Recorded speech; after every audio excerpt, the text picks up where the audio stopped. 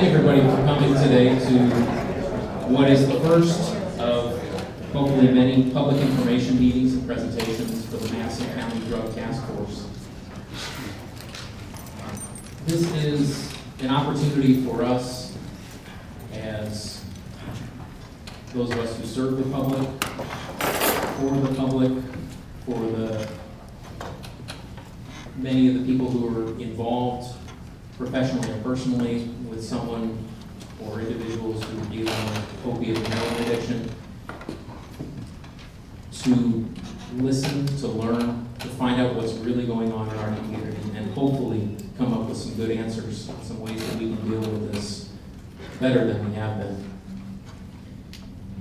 On March 17th of 2011, a group of law enforcement agents and agencies from across the Metro East got together in O'Fallon, Illinois, and sounded an alarm about an epidemic of heroin that was coming into our region and that was causing enormous destruction, not just in terms of the number of deaths that have been suffered by overdose, but also all the other human costs to the addicts, their families, our community.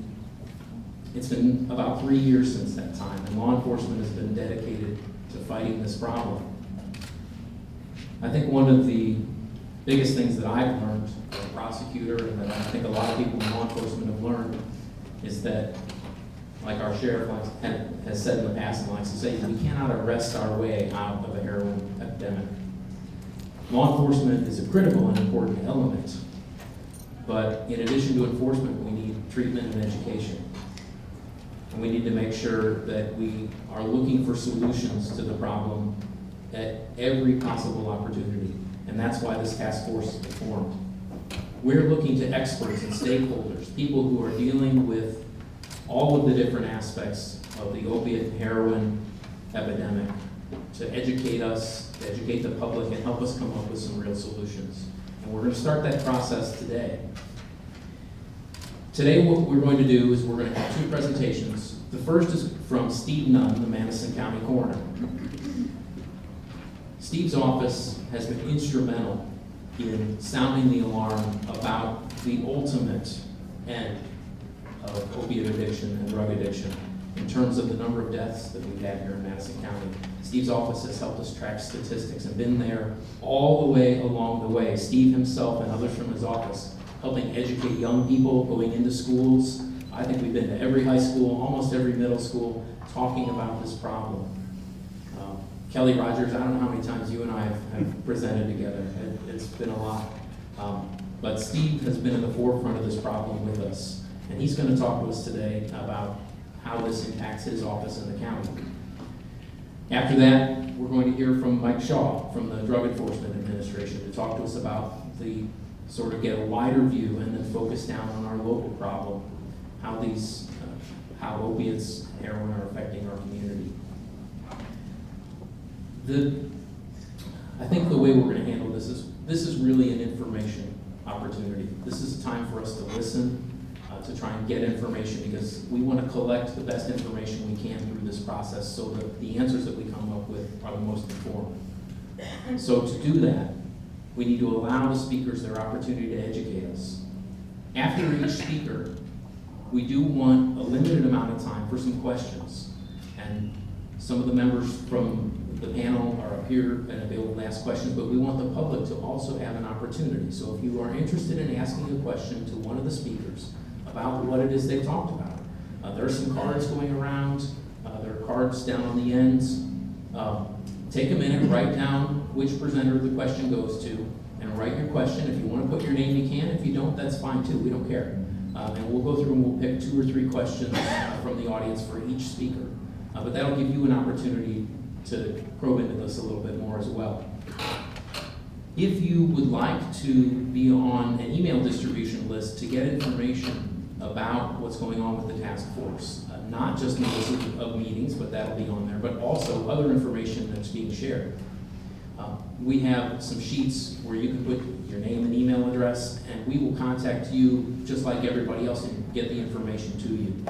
We want this information to be shared as broadly and widely with members of Madison County's, of our community at all levels. So please share this information, invite other people. We're hoping that in the next 2 to 3 weeks, we'll have our next public information session.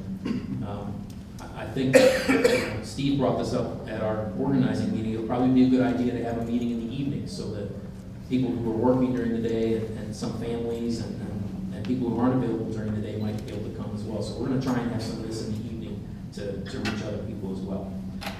With that said, I just want to thank you again for coming, and I'd like to introduce to you the Madison County Coroner, Steve Nunn.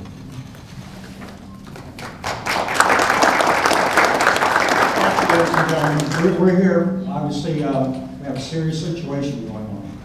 We're elected officials and we're here to protect the public. And when there's a plague amongst us, it's our jobs to announce it as loudly as we can. We have a problem. And ladies and gentlemen, we have a problem. A lot of people, and here, you know what, probably the worst thing is people who say, this isn't going to affect me. My kid will never get hooked on heroin. Unfortunately, I've heard that from parents as their loved one is laying on the floor deceased. It has reached across every socioeconomic strata in this county, from the very, very poor to the very, very rich, to the very uneducated to the very well-educated, from black to white, male to female, from 17 to 70. Nobody is safe. This drug is affecting everybody. We were warned about this was going to come our way about 2006 through an intelligence conference that we had with law enforcement. 2006, we had 3 heroin deaths, which was about normal, 2 or 3 a year. Then in 2009 is when we saw our first bump, and it was only 7. There were 7 heroin deaths in 2009. But what you saw as the heroin deaths were going up, so was the prescription drug abuse as well. And there's a correlation here, ladies and gentlemen, from prescription drug abuse to heroin abuse, because they both will give you the same effects that you're desiring and that you're looking for. The one's a lot cheaper than the other. And so when you can't get your hands on the prescription drugs, then let's go have a bump of heroin for $10. Cheaper than going to the movie. So in 2009, we had 35 total overdose deaths by drugs. Only 7 of those were heroin. Then in 2010, we had 60 drug overdoses. Out of that 60, 18 were heroin. Went from 7 to 18 in 1 year.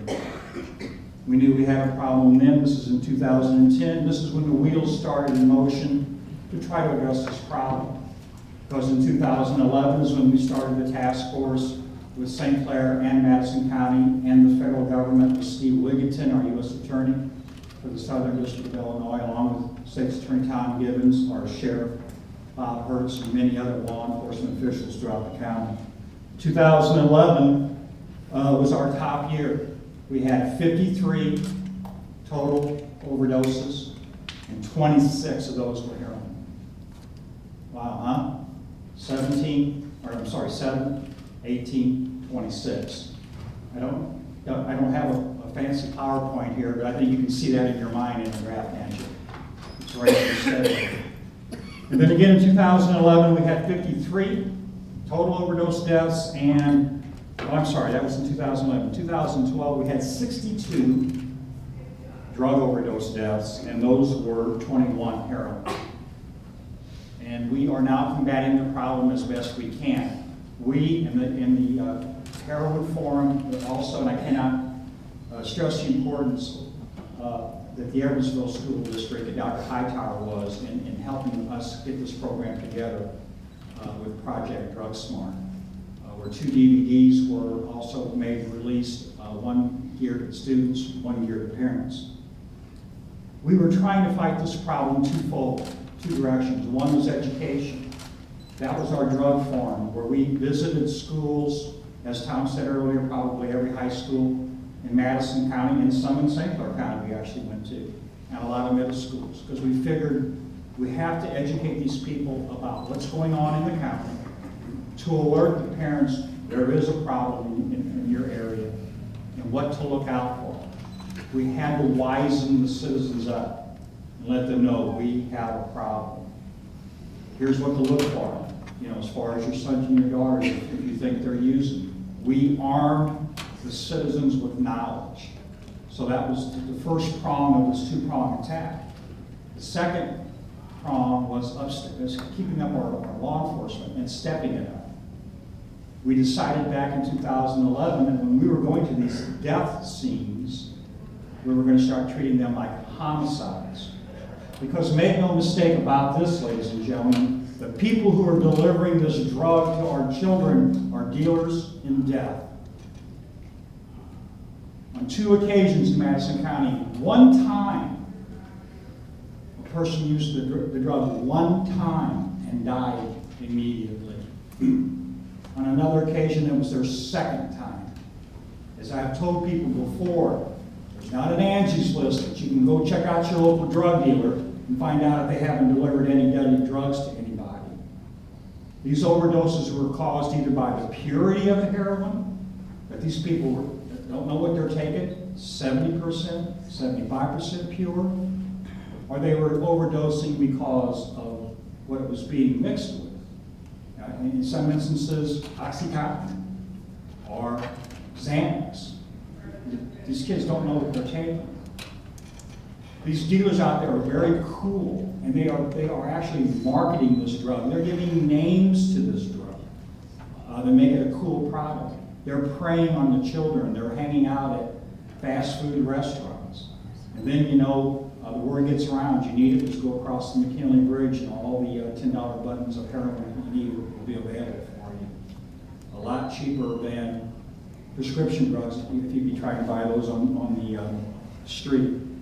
This problem's not going away. Last year, 2013, we had 53 deaths and 19 were heroin. We met last week, 1 week ago, at the sheriff's office, and I reported 6 heroin deaths this year, and 1 week later I'm here to report we have 7. So in 1 week we had another suspected. Let me emphasize suspected here in 2014 because we haven't got our tox back, but we're fairly certain by the paraphernalia that we find at the scene that these are going to be heroin deaths once the tox reports come back to us. And that's what brings us here today. It's not going away. The stats are telling you it's not going away. We are also on the front of fighting not only the heroin, but the prescription drug overdose.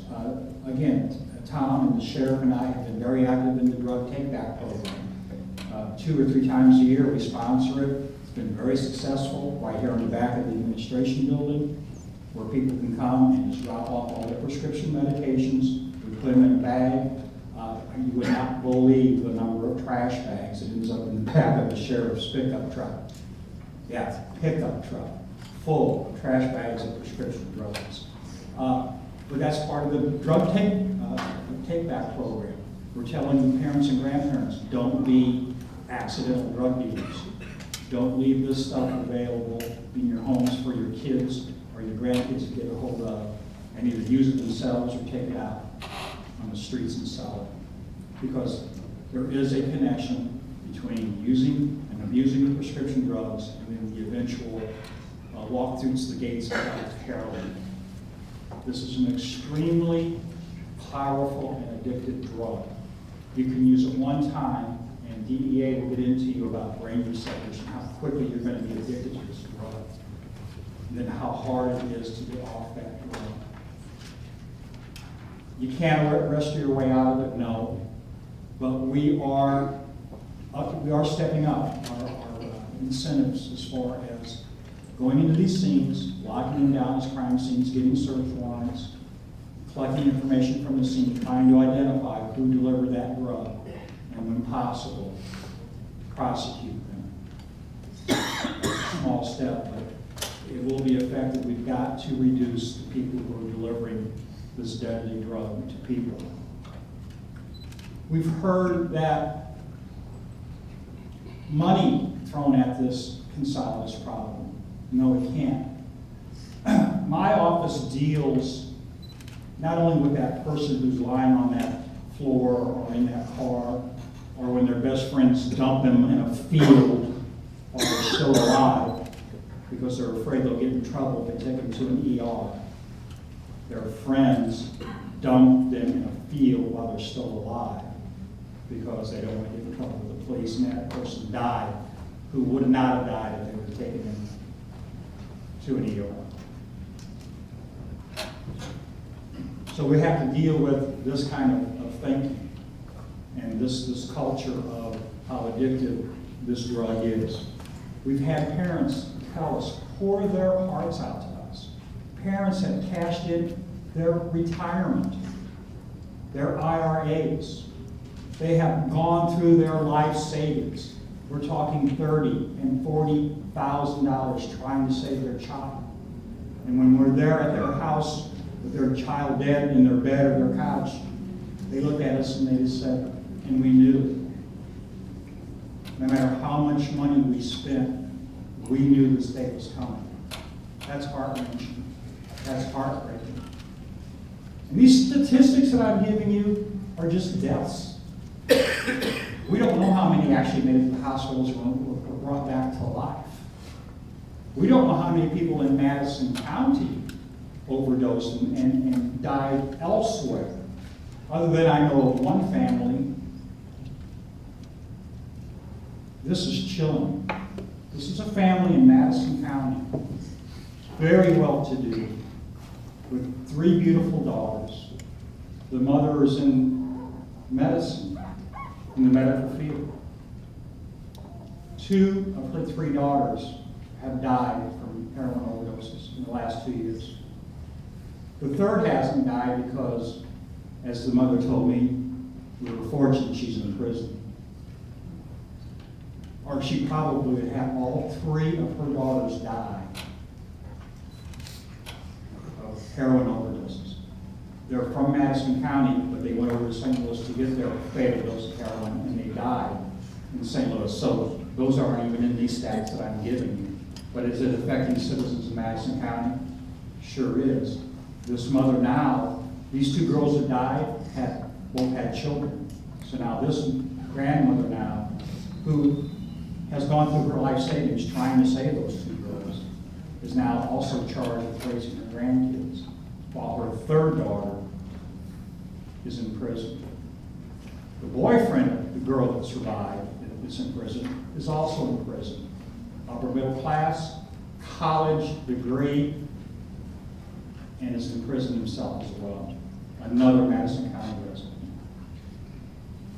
I've spoken up about this problem today, but we will never stop talking about it at all. Myself, the sheriff, the state's attorney, the U.S. attorney, the people that are here today on this task force, the counselors, the people who are on the front lines, trying to get these people off these drugs.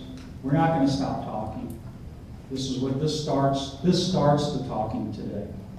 And hopefully these public forums in the next weeks and months ahead, we will listen to what the people have to say. We will formulate a plan, and then we will move forward with that plan and do everything in our power to get this under control. Thank you so much for your time.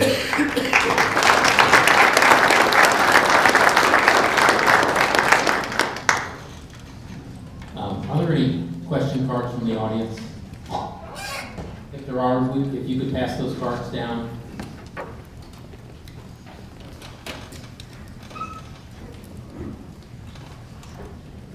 In the meantime, do any of the panel members have a question for the panel? I think most of us have talked to Steve a lot about this.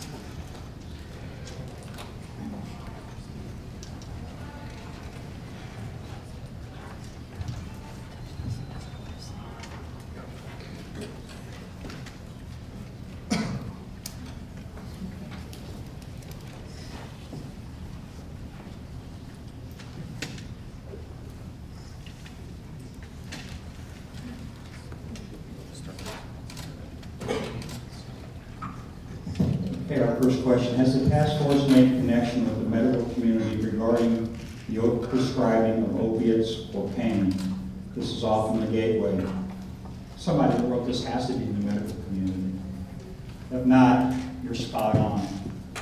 Yes, we're active in trying to identify doctors who are overprescribing. In fact, we were very successful here recently in a joint effort with DEA to indict and get a conviction or a plea negotiation on one of these doctors that was doing exactly that.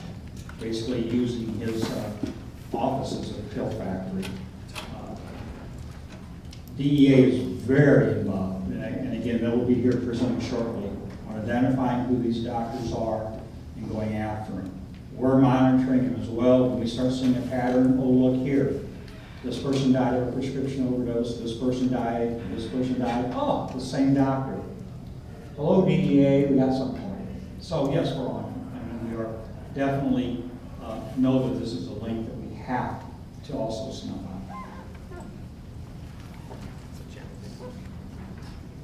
What can we read? Everything that this country and county as a part of the bigger picture has done over the past 40 years has brought us to this point of an epidemic has failed. Isn't it possible everything you've done is wrong? What are you willing to do different? Great question. That's why you're all here today. We're telling you what we have done. We want to hear from you to give us your thoughts on maybe what we can do different. This is exactly why this panel was put together. To listen to the public, to listen to relatives of people whose children or friends have died. We want to hear from you. We want to hear what your thoughts are. And maybe you'll open our eyes to, man, we've missed this all along. This is the exact purpose of this forum, to hear from the public and help us out. We're in this together. We're suffering from it together. We're in this together. We need you to help us fight this together.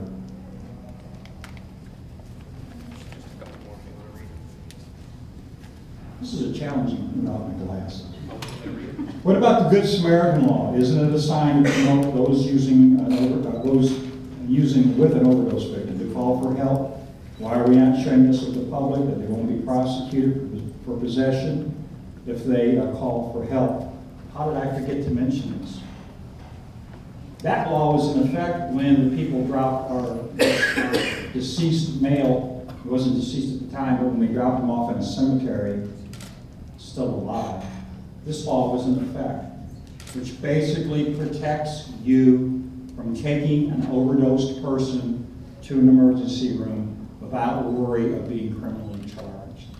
It's the Good Samaritan law. And yes, we do need to get that out. Hopefully forums like this and the reporters that are here today will get that out to people. The schools should be getting that out. We were getting it out as we were doing our forums. Don't turn your back on your friends. If you were doing drugs with them and one overdose, get them to a hospital. You will not be criminally charged. We had another overdose death that a man, they drove around trying to find a first aid clinic as opposed to a hospital, thinking, well, the first aid clinic won't call the police. And while they were driving around trying to find an alternate to take into the ER, he died also. So this is a great point. You're not in trouble if you take somebody to an ER who's suffering from an overdose. What are we going to do about treatment for people that can't afford it? We are looking at that, both through legislators who are part of this task force.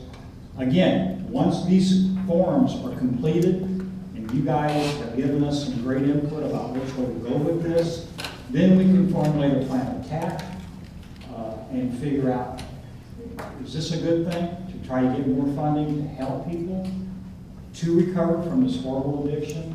So absolutely, that is an avenue that we are going to look at as far as being able to provide places for these addicted people to go without having them first to be arrested.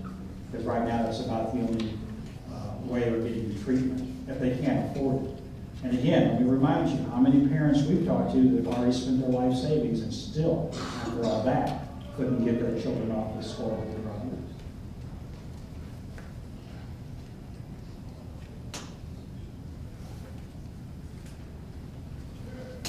have you considered decriminalization, legalization?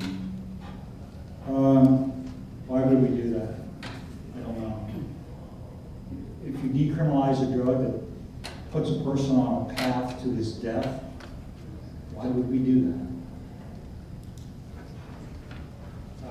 I don't have an answer for that, but no, we're not going to be pushing decriminalization of these kind of drugs that do this to people. That's all that I have here. Again, thank you for your time.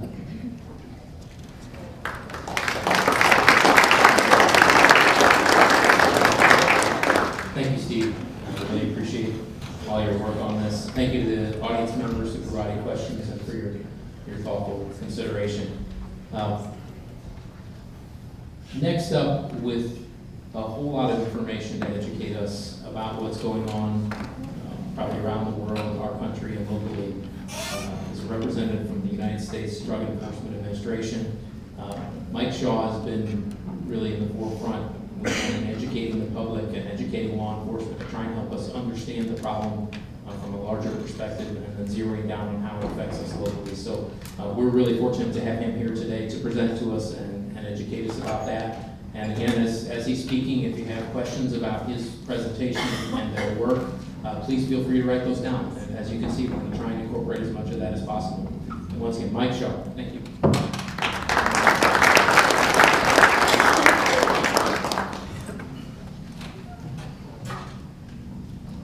Good afternoon. Well, I've been working with Tom and Kelly and the coroner since 2009, maybe 2010. And usually when I give this presentation, I kind of go through it, I don't look at the notes. And today, I really want to be deliberate on my delivery.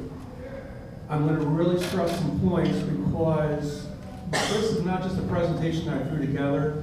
This has been a piece of work that's been put together over the last 3 or 4 years. And every month, I kind of fine-tune it a little bit.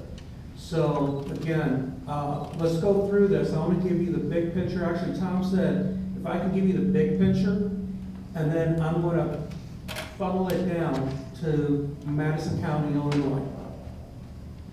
Mike Shaw, my rack is Bobby Shin, and I'm out of the St. Louis office. I work out of Fairview. Our office includes 38 counties, about 1.2 million people.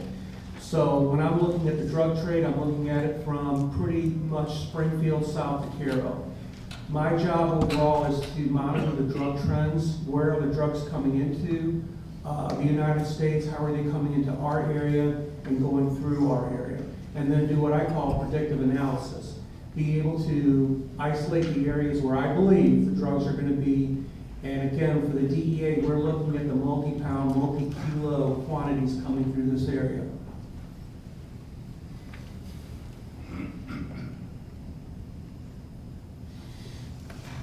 As I said earlier, I want to give you a really deliberate, pinpoint presentation today.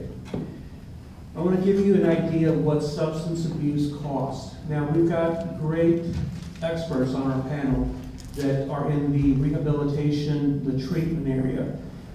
So these costs are what it takes us to treat, costs of society, but it does not include the cost of, as Steve mentioned earlier, what it does to the families.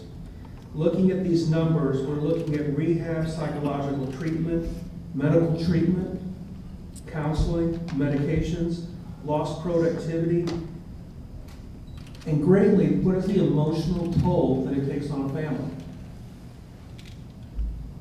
And these numbers were 2011-12. I will say they are up even higher today. I won't read the slide to you, but I'm going to give you some takeaways from this slide.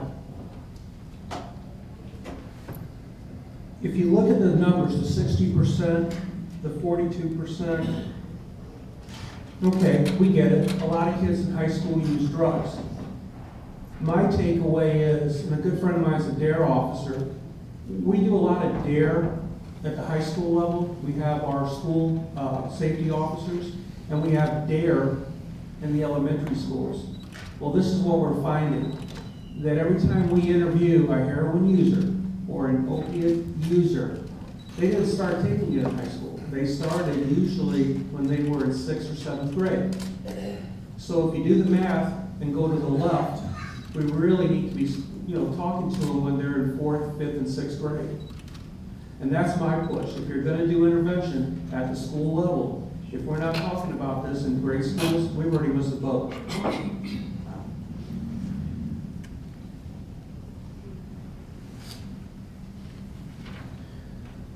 This is a drug chart, and you'll see that in 2012, OxyContin, 1.6%, and 12th grade, 7.5%. Heroin remained constant at 0.4%. The reason heroin maintained 0.4%, we didn't have too many students that lived to continue. Now, I can kind of give you an educated guess on why Oxy went up. Because usually when you start on Oxy as a freshman, you're taking it out of your grandparents' medicine cabinet. Physicians are prescribing it. And I will challenge most of your star athletes that are injured on varsity teams in Madison County, if they've seen the doctor and they're being treated for a muscle pain, a fracture, surgery, they had a short course of an opiate prescribed to them for the acute to moderate pain. The problem is, I have a slide coming up that will show Belleville numbers. More prescriptions were written than there are residents in Belleville. So, again, looking at this is what, 5% recovery rate from heroin. Now, this is a number that you don't see on the chart. In 2007, 370,000 heroin users in the United States. 2012, 669,000. Am I off a little bit? Probably. But that's double. It is the new designer drug. And I'll get into it a little bit later, why it's so good. The average age of the first-time user is just before their 15th birthday. Again, I'm stressing the point, and we talk to them in 4th, 5th, and 6th grade. 15 is too old.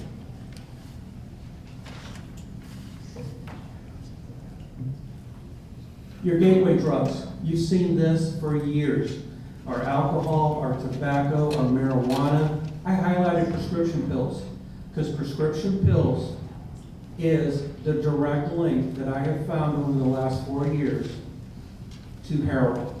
And I'll get into it because of the molecular similarities and how they bind to the receptors of the brain.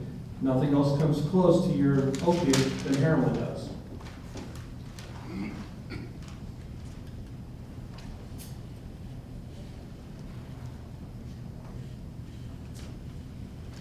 This is the overview. Heroin. I'm going to talk a little about crocodile. It's starting to pop up in the area. Prescription drugs, concealment, and some resources. I do have another presentation, but it gets into marijuana, THC levels, synthetics. But I really wanted to focus today just on the heroin issue. Okay. The takeaway. Marijuana, alcohol, tobacco, cocaine follows a typical behavior of use. Your curiosity, your enjoyment, your regular use, your recreational use. Alcohol, you have alcoholics. Then you have other people that can drink one glass of wine a day, whatever. But most of the drugs will follow this pattern. Where you see in red is what I put in the heroin. There is no recreational use on heroin at all. It's one-time use. One time that you use it, it will permanently change the structure of the receptor, unlike any other drug. I'm going to say that again. Unlike any other drug, it permanently changes the receptor within the brain. The second time you use it, it further changes that receptor and causes you to want the drug even more. Unlike cocaine and marijuana, Heroin is both a psychological drug as well as a physical. Now, I am not a rehab specialist, I am not a clinician, but over 4 years, we've gotten pretty smart on heroin. And as Tom and Steve mentioned earlier, on combating this epidemic, and by definition, epidemic more than 2, and I apologize, Steve, I had on my numbers 6 for 2014, now it's 7. I can't keep up with the coroner's office, and that's sad. Okay, and this is all in your community. Heroin is the primary focus now, after you use it for the first time.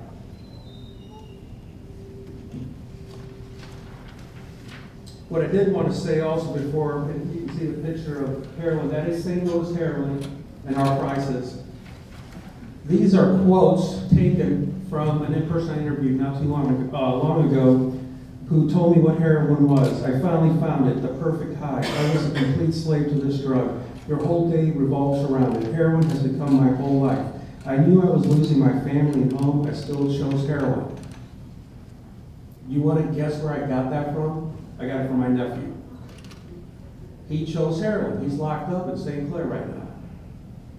This is the longest he's been clean. Now when he gets out, he'll go back to using. There's no doubt in my mind. So, again, they'll choose it over their family. For heroin in this area, for the parents out there, I want to tell you, you're going to see, if you find it, it's going to be light colored, tan colored, sand colored. We do not have black tar heroin. I'm not going to say we do not have. If there is, it's very minimal black tar heroin in this area. Primarily black tar heroin will be found west of the Mississippi.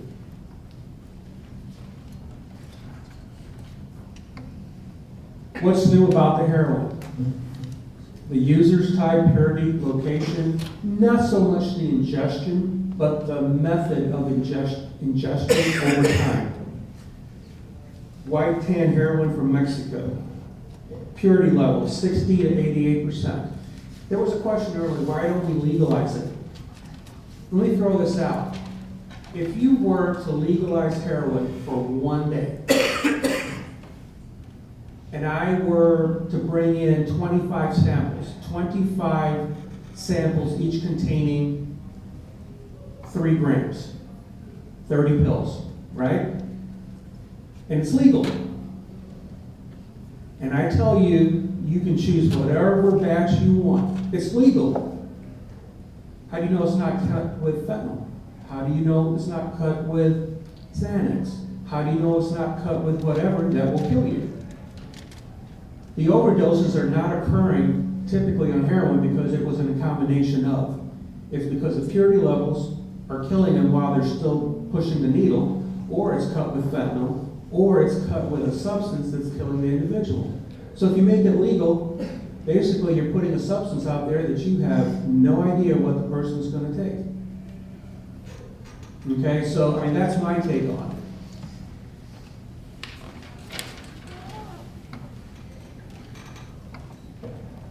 Now I have to figure out how to get this to work.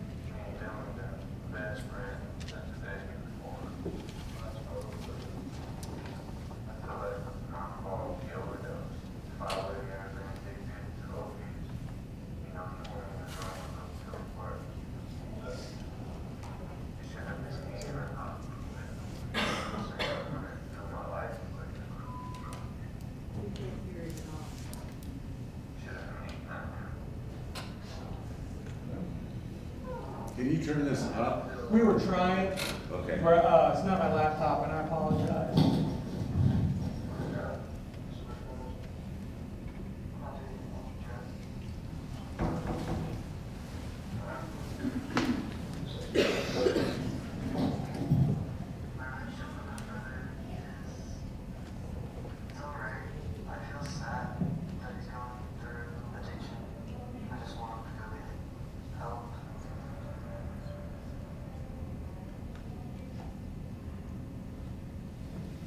I do apologize. There's a couple takeaways from there. Did you notice the house that the man lived in? It's not a cheap house. It's a nice house. I understand both parents work. I mean, it's again, middle class, middle to upper class. The other part is he said to you, what addiction is completely preventable. Just don't start. So I will tell you, the majority of overdoses that I've been involved in, looking at it from a forensic standpoint, they have been white, middle class, educated. Take away what you want from that. If these are smart kids that are using this drug, why aren't they getting it? Especially when a couple teenagers in O'Fallon go to the funeral of their friend that died of heroin, and then they themselves died a week later. They know the dangers in it. This slide right here gives a graphical representation of heroin. So let's go to the origins. Where is your heroin coming from? And this is, I don't know if we've ever done this in Madison County, but I'm going to let you know exactly where your heroin is coming from. It's not locally made, okay? I'm going to give you a myth that the heroin that you're getting here comes from Afghanistan. It does not. 98% of the heroin coming out of Afghanistan goes through the Balkans, goes to Europe. The Europeans from London, all of Europe, Northern Europe, Southern, everywhere. That's primarily where your Afghani heroin is coming from. The United States gets roughly 98% of the heroin from Mexico and Colombia. Produced in Colombia, grown, the poppies are grown in Colombia. It goes into Mexico. You have Colombian and Mexican chemists that then work and partner together, and the heroin then comes into the United States.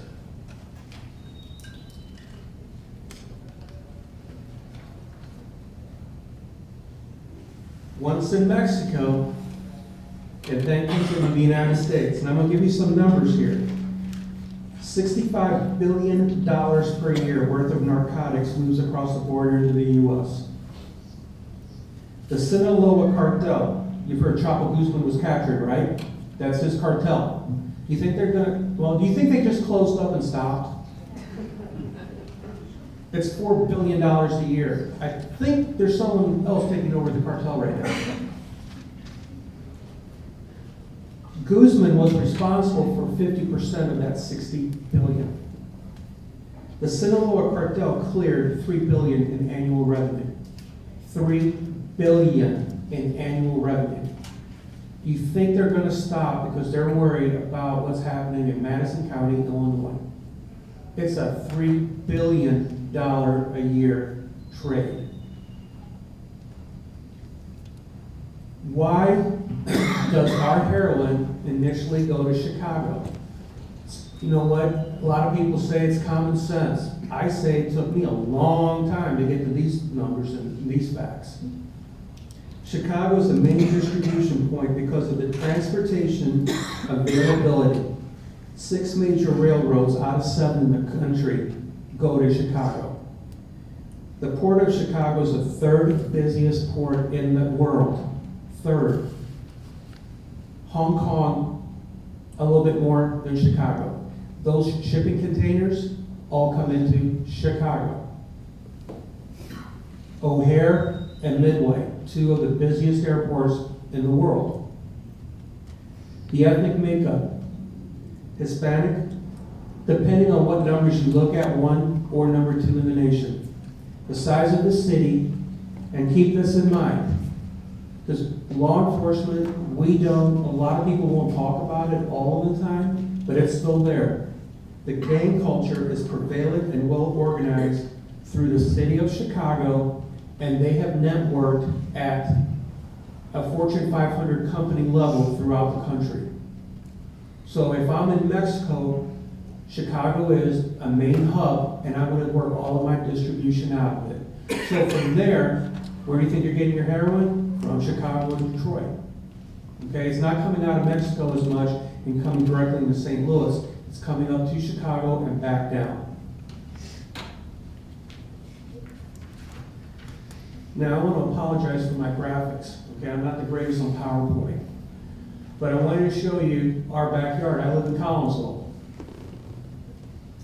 The red arrows are your 270, your 55, 70, your Highway 40, or your 64, your Poplar, your McKinley, your new Stan the Man Bridge. You've got 64 eastbound, 55, 70 southbound, northbound. If I'm going to pump narcotics into our area here, there's all your byways. If you look at the shaded area, you're going to see green arrows kind of going through there. South St. Louis, South County, you're going to see the 70 corridor in the city of St. Louis shaded, and then you're going to see East St. Louis.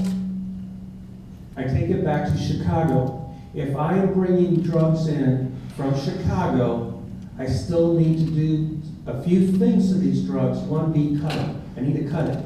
I need to step on it. I need to make it more than what it is. These shaded areas are my safe area. They are my places where, if it is gang related, it's being transported down and it goes into a project area, a safe area, where it can be worked on, and then it's moved out at the street level. So, a lot of parents ask me, we live in Edwardsville. I don't understand how my little white girl with blonde hair can get this. It's easy. They can go into East St. Louis, or they can cross McKinley and go into Salisbury or the water tower and get it, because the dealers there want them to come back. Why would they hurt someone that's bringing them money on a daily basis? If you're making $4,000 or $5,000 a week, are you going to want to stop your money flow? It's business. It's not personal. It's really not. It's business. And I'm there, and it's good business. The thugs on the corners know not to mess with these white kids that are coming in. They're going to a house, they're picking up their stuff, or they're meeting the guy on the corner. It's never the same corner. And they get their drugs, they give them their money, and they come back. And it's a daily ritual. Hey, heroin is not done Monday, Wednesday, Saturday. It's done Monday, Tuesday, Wednesday, Thursday, Friday, Saturday, Sunday, every day. Your heroin junkie wakes up, and it's a ritual. They prepare everything, they go after it. It's a ritual. So that's how it's coming in. It's not the only way it's coming in, but I can tell you a lot of it's coming in that way.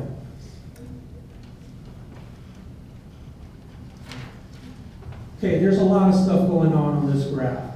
And I've toyed with it, and I've tried to figure out how do I make it really, really just plain and simple. If you look left to right, west to east, there's the river.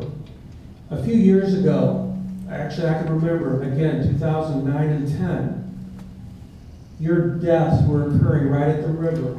And over time, you see how it's going further east? There's your cases, your heroin cases, your overall polypharmacy cases, deaths.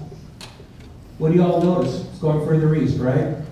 4 years ago, we predictive analysis, it was the eye of the hurricane, it was the front edge of the hurricane.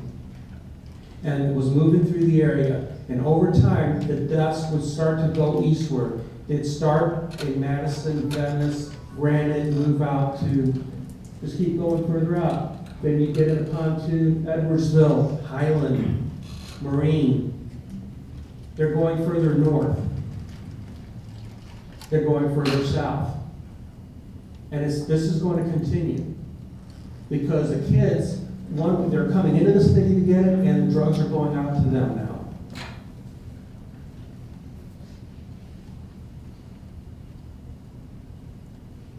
St. Clair County. I was surprised. Same thing. Started Belleville. Now we're moving Columbia. Waterloo, Monroe County. As a matter of fact, for St. Clair County, 140 total overdoses, polypharmacy in 2012 and 2013, 15 heroin overdoses in 2012, 11 in 2013.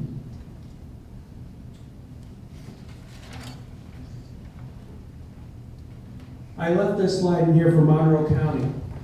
We just had a coalition meeting there a couple of months ago because the community leaders of Monroe County, Columbia, Waterloo area wanted to get together because they realized there was a rise in deaths from their coroner and their EMS. Their number one question, how could our kids be getting heroin down here? Easy, 255 South County. If not there, it's coming back over the bridge into the Waterloo, Columbia area. They actually have some trafficking coming up south from Franklin.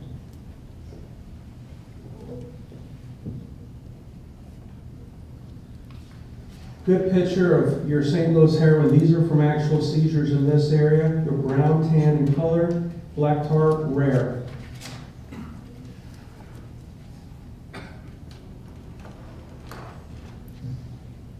Again, brown tan heroin in color. Number 2, top right, is green in color. And that is because they were cutting it with brown sugar. Number 3 is heroin again. It's a gravelly or rock substance. The reason I have so many pictures of heroin is unbelievably how many times parents and grandparents say that if they saw it, they'd never recognized it. So that's why I'm showing it to you. That's what it will look like. Okay, traditional locations. These are your inner city. The kids would traditionally go into the inner city to find the dealers to get their heroin. That still occurs. But what has totally taken us by surprise is new locations. If I want to get heroin now, this is where I can go. You know, Madison County, Edwardsville, Wood River, Highland, Effingham, Collinsville, town squares, schools, parties, suburbs, middle to upper class neighborhoods. If you think your kids and grandkids and cousins and brothers and anyone at that age is not seeing it at parties, they're lying to you. This is where it is now. And it goes back to, if you won't come to me, I will come to you. It's $5,000 a week. It's $3 billion a year.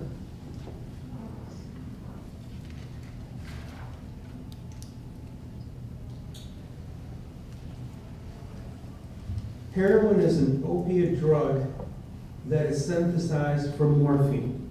Just keep that in mind, because your opiate drugs are your painkillers. When you see your user inject into their vein, it immediately goes through the blood-brain barrier.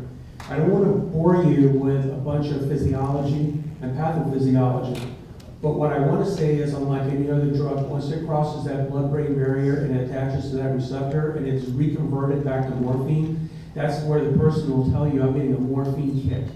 It's the best high of my life.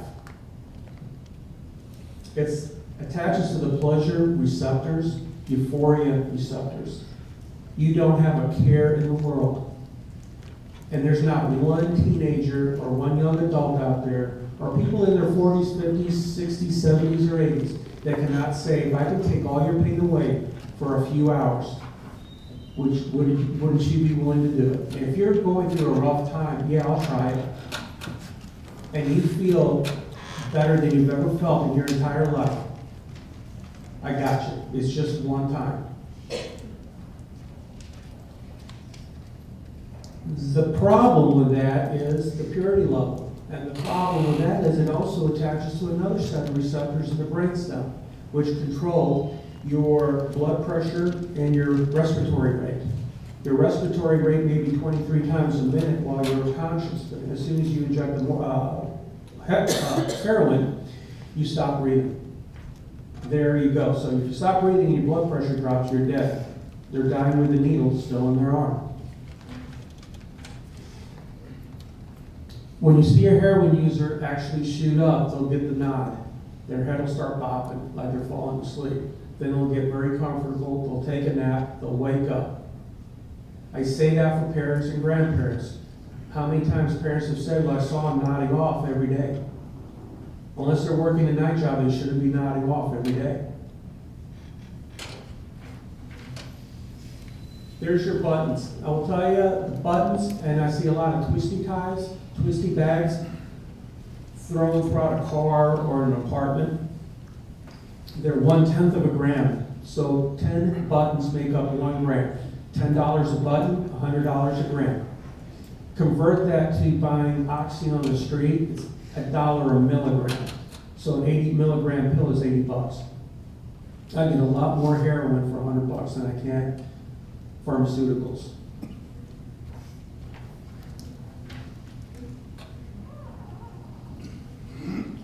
The injection sites, the axillary areas, the brachial areas of the arm, the neck. Once you lose, your veins will collapse over general use. Eventually, all of your veins will collapse. So you will resort to shooting between the toes, around the eye, under the tongue, in the neck, especially when you're wanting to get into the, I believe it's the external jugular. Okay, and there's a few other very vascular places where they will, for males, in the scrotum, because again, vascularity, all your veins have collapsed. And you have to be pretty talented, seriously, to inject yourself in the neck using a mirror and hit the vein every time. I'm going to skip this one here, but I just wanted to let you know. If you're ever curious about how to inject specifically heroin, go out to YouTube and type straight in, how to inject heroin. It gives you the step-by-step. There's a lot of places in our area, and I'm going to let Mr. Gibbons talk about it, where they'll give you a shooting kit, sterile shooting kit. Okay, their philosophy is we don't want to spread veins. So we'll give you clean needles, clean syringes, clean cotton, clean everything, clean tourniquet. This video then, once you have all of your stuff, you got your heroin, you watch your video, you know how to cook it up. It's not rocket science, you can inject it. The paraphernalia. The coroner mentioned, how does he know to get back in toxicology? How is he pretty well sure it's going to be a heroin overdose? Because the paraphernalia found at the scene. You will find the diabetic syringes, plastic baggies or twisties, burned spoons, cotton, rubber tourniquets, all around the deceased. Typically, all the time. So when you find that, you pretty well can guess that they were cooking up heroin.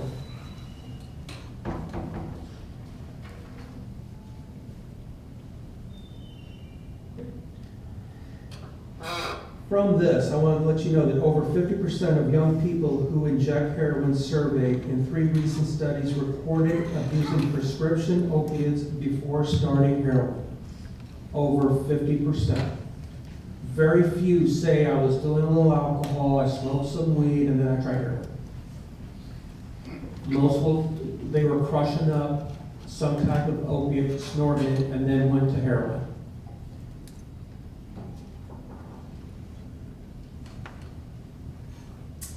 This was, for me, something new. One molecule separates legitimate OxyContin from heroin. One molecule. Again, when you get the heroin, it's better than your Oxy.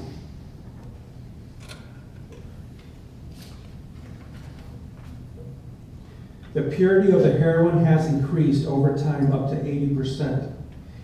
A lot of people want to know what it's cut with. Dormin, which is an antihistamine, fentanyl, a painkiller, sugar, starch, and powdered milk. The coroner made a very good point. Well, there's no quality control lab, so what you get on the street, it could be fentanyl or it could be cornstarch. And to let you know, fentanyl is so powerful that it's not administered in milligrams, it's administered in micrograms. Fentanyl is highly potent. That will stop you from breathing.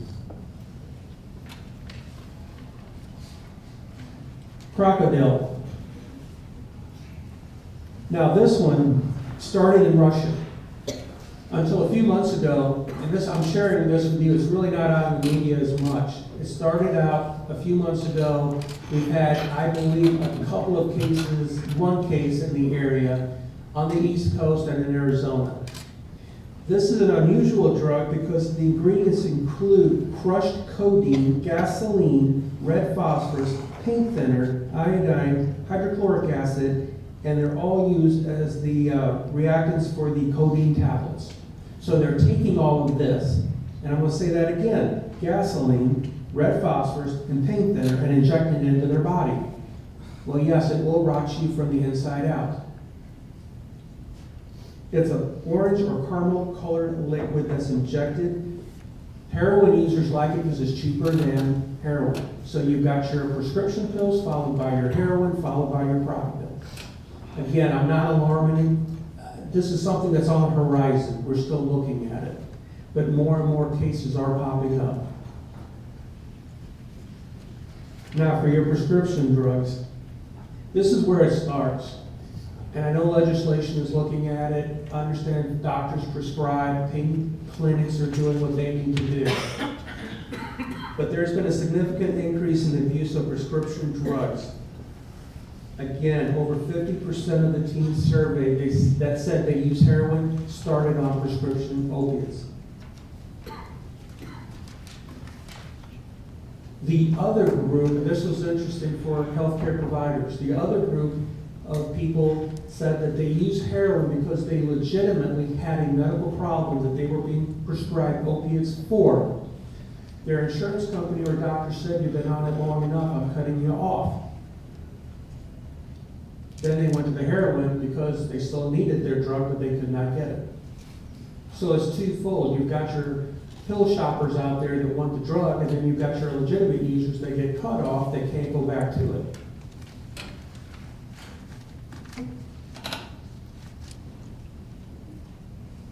Top 10 opiate prescriptions for 2008, hydrocodone at 4 million. This is Illinois.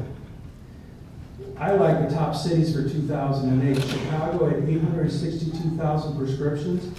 Belleville had 82,000. Population was 43,000. So everyone in Belleville got an extra script. That's wrong.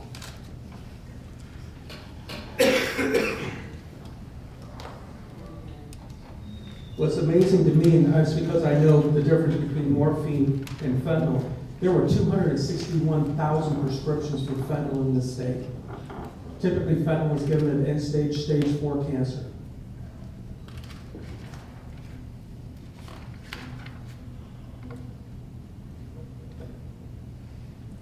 Here's your pain relievers versus your sedatives. Your oxy, your Vicodin, your codeine. Under the sedatives, the Xanax, I see a correlation between heroin users and Xanax users. Typically, a lot will have Xanax prescriptions, including taking their heroin. Or they're taking codeine, Xanax, and heroin.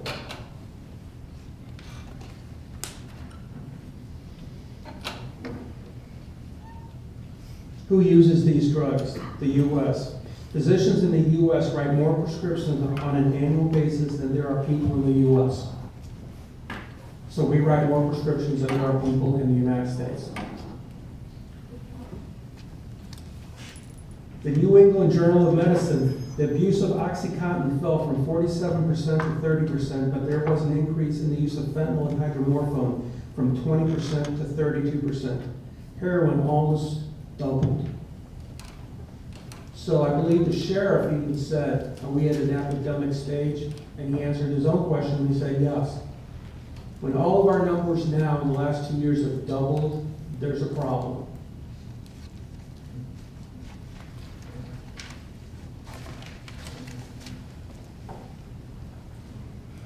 I do not work in the treatment arena, but I will tell you the methadone and Suboxone that is used works, but it has to be closely monitored. Our dealers are also selling Suboxone.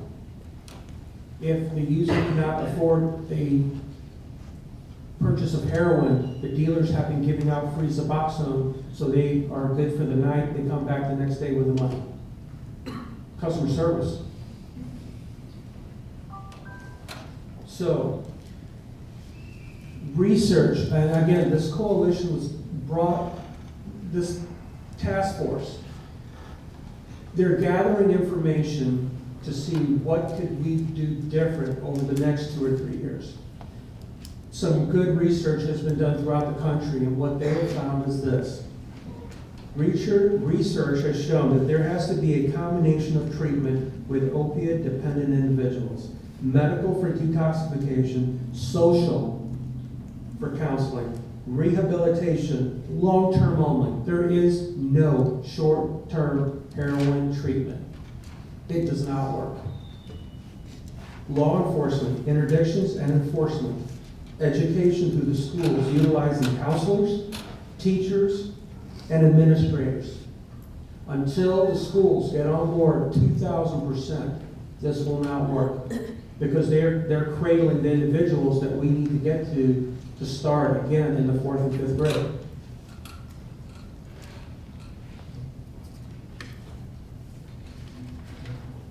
Narcan, Naloxone, an opiate antagonist, which will reverse the depression of the central nervous system and respiratory system. It's given IM, IV, sub-Q, through the nose. A friend of mine was telling me that they were a police department, they were just trained on how to administer this drug. First responders, your EMS, your paramedics carry it in part of their red bag. Okay? There's places over here in St. Clair County where they will train you after a 30-minute video, give you Narcan.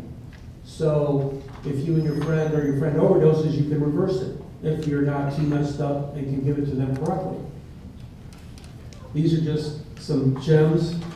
Take it, whichever way you want to take it. But, I don't think that's an answer. For your mom and dads, look at your kids' clothing. Head shops will sell these items to include synthetic drugs. I've got that on there because of our recent increase in synthetic drugs. Methods of concealment. What I don't show on here, flip here. Okay. Before I get to the last slide, which will be some sources for you, let me throw this out. And I say this when I talk to the school, and I have the kids' attention. There is no expectation of privacy for my teenagers.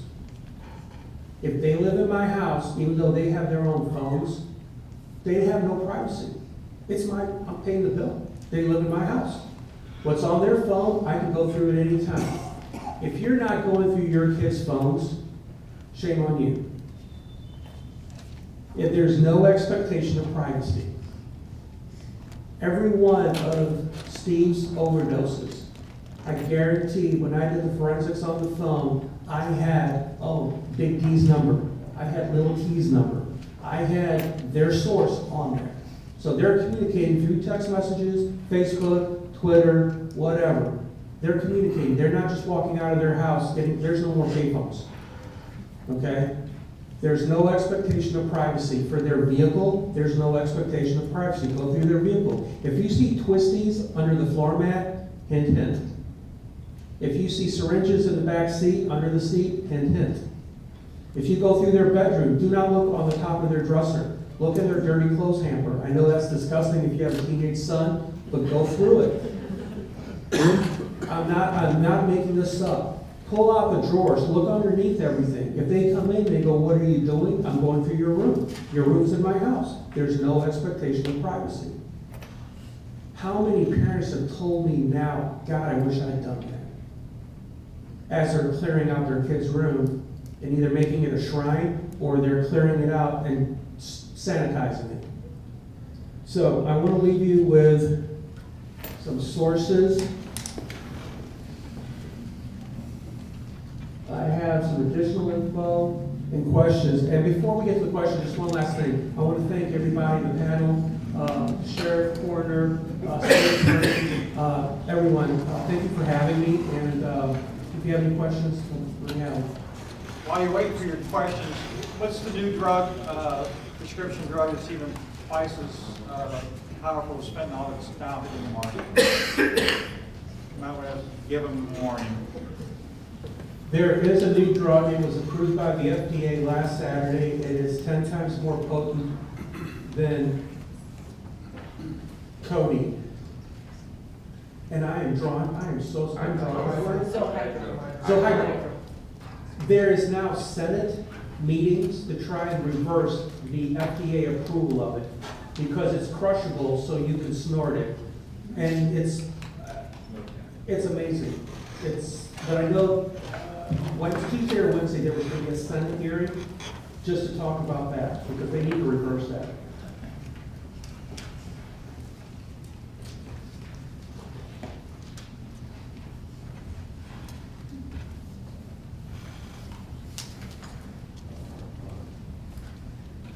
The question is, what kind of information education campaign is being implemented for school-age kids?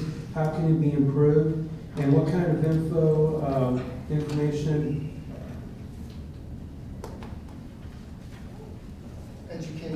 Education for parents and adults, how can it be improved? There have been numerous, well, let me talk about the kids first. There's been numerous, the DARE officers in the schools, the state attorney, the coroner, chief investigator for the coroner's office, sheriff, there's been numerous, there's a group that goes to all the high schools, grade schools, SIUE in partnership with the Edwardsville superintendent put together a video.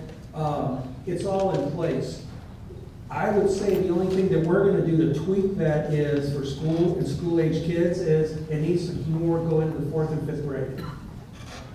These 4th and 5th graders, that's where it's starting. We're really focusing on the 7th, 8th, and high school. We need to start going into the grade school area. And it's you, it's the media, it's attending the forums to understand this. Word of mouth. Tell your friends, tell your family, tell your neighbors, and keep spreading the word.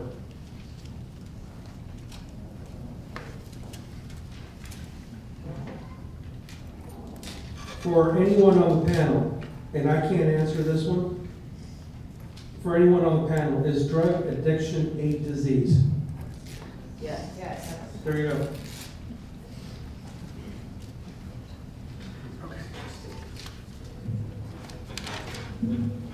Mike, thank you very much. Really appreciate all the information.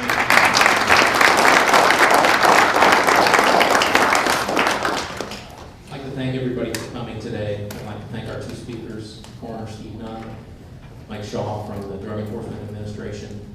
I'd like to thank everybody for thoughtful insights and questions. There are a lot of the things I received after Mike's presentation were statements.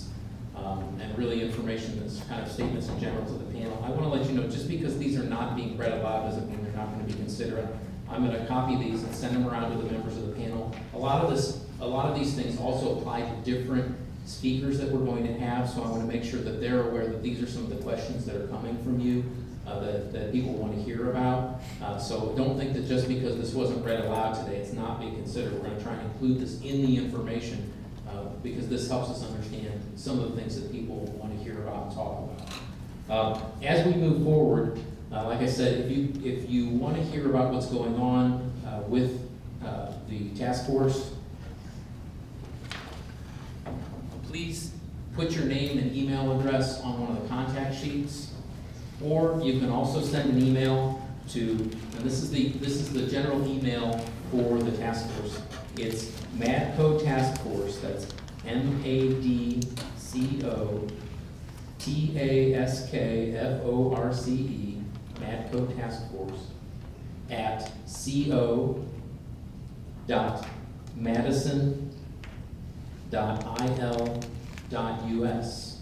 If you send an email to that, you can also, we'll add you to the list to share public information and let you know about upcoming meetings. We expect that the next meeting or two will include information from our treatment community.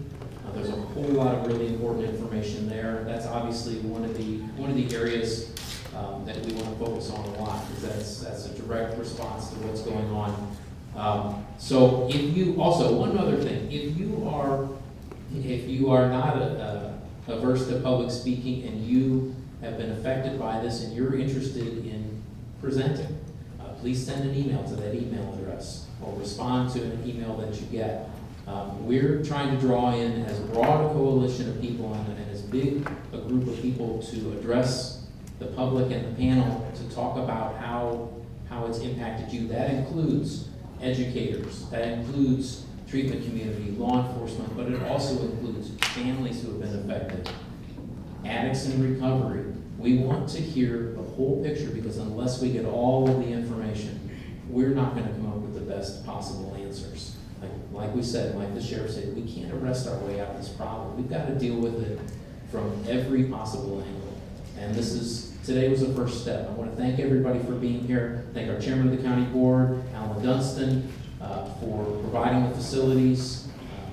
Bob Diver, who's our representative from the school district regional superintendent of schools. And again, everybody, please stay connected to us. Please get the word out to other people. We'll be sending out a notice probably within the next couple days or week about when the next presentation will be. We may be hosting them at different times of the day, like I said, evenings, and in different locations around the county to try and make it more convenient for people. We want to reach as many people as possible. So again, thank you very much. Thank you, everybody.